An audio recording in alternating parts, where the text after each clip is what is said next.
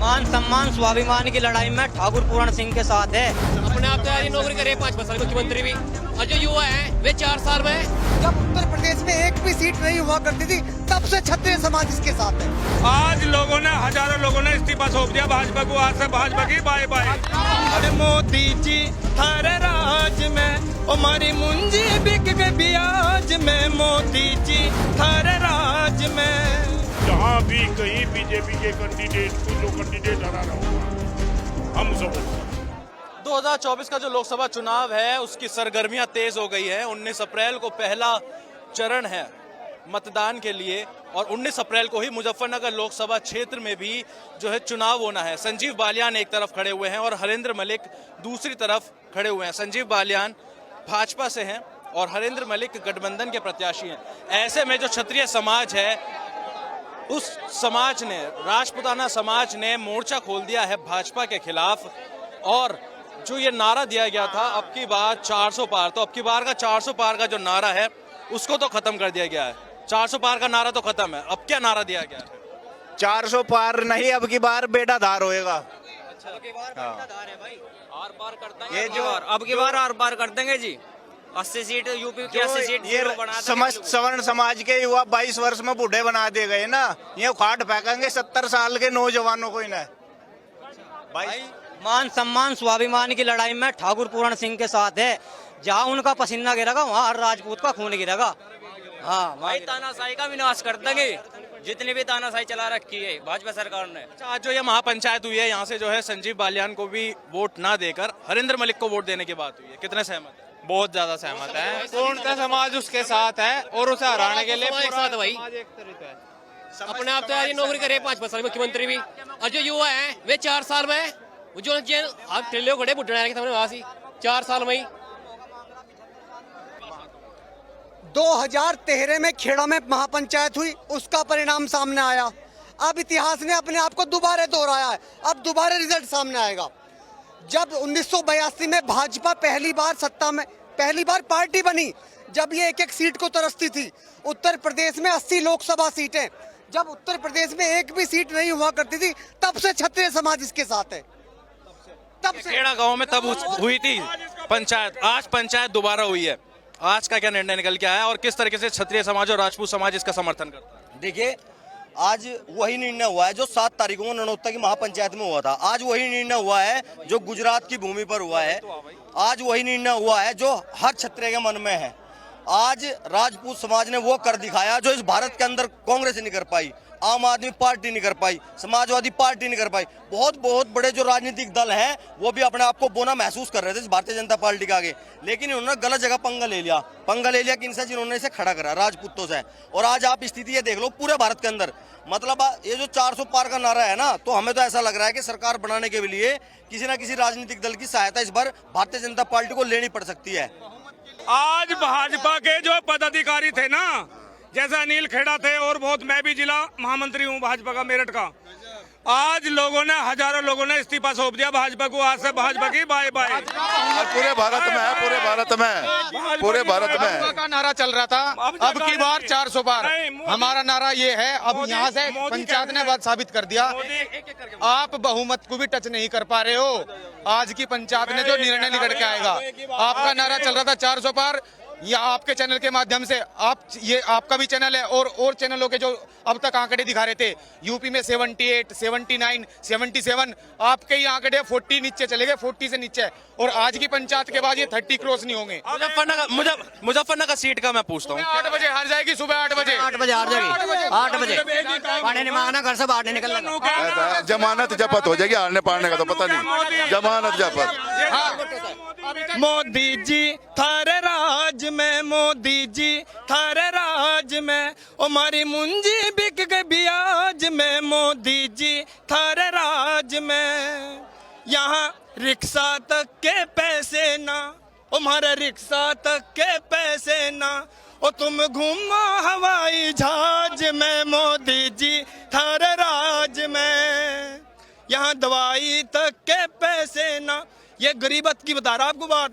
यहाँ दवाई तक के पैसे ना, 36 बिराज में बहुत गरीब आदमी है और क्या करें, यहाँ दवाई तक के पैसे ना, हमारे बच्चे मर गए खाज में, मोदी जी तेरे राज में। तो भाई अब की बार तो क्षत्रिय समाज ने ठा लिया, अब की बार तो भाजपा को वोट एक नहीं मिलती, गठबंधन को वोट जागी नहीं जागी, कहीं भी हो जो मोदी को हरावेगा, भाजपा को हरावेगा, उसे ही वोट देंगे। सर्व समाज का यही कहना है। भारत माता आज ये अध्यक्ष थे इस ताऊ पंचायत जी, के। आज जो है बड़ा फैसला यहाँ पे लिया गया, महापंचायत थी, ठीक है, 5 मौजूद लोग यहाँ पे स्टेज पे थे, इसके अलावा 3 अलग अलग जो है दल थे, उनके राष्ट्रीय अध्यक्ष थे। एक बड़ा फैसला लिया गया, क्या सहमत है उस फैसले से?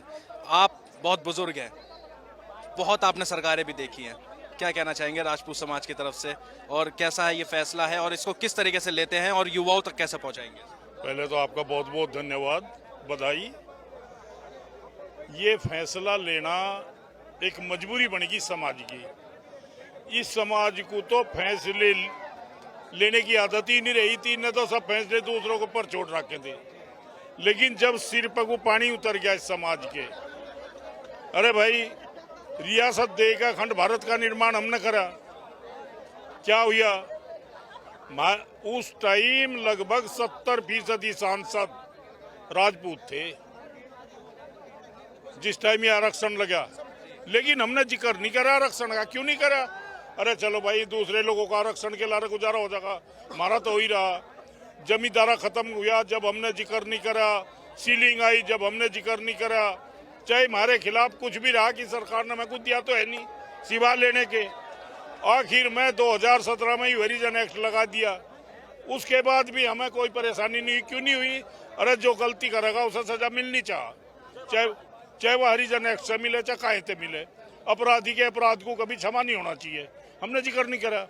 लेकिन इन्होंने ये सोचा, बीजेपी वाले जो ये धुरंधर बैठे केंद्र में, कि राजपूत तो बिल्कुल गुंगा, बहरा, अनपढ़, अनाड़ी, बेवकूफ और अंधा काना सब कुछ है। यू तो तुम्हें वोट दे ही देगा, औरों की ले लो। तो इन्होंने राजपूतों के सभी टिकट काट दिए लगभग। बाबूजी 2014 में 101 सांसद लोकसभा में बैठे थे, मैं प्रमाण के साथ कह रहा हूँ।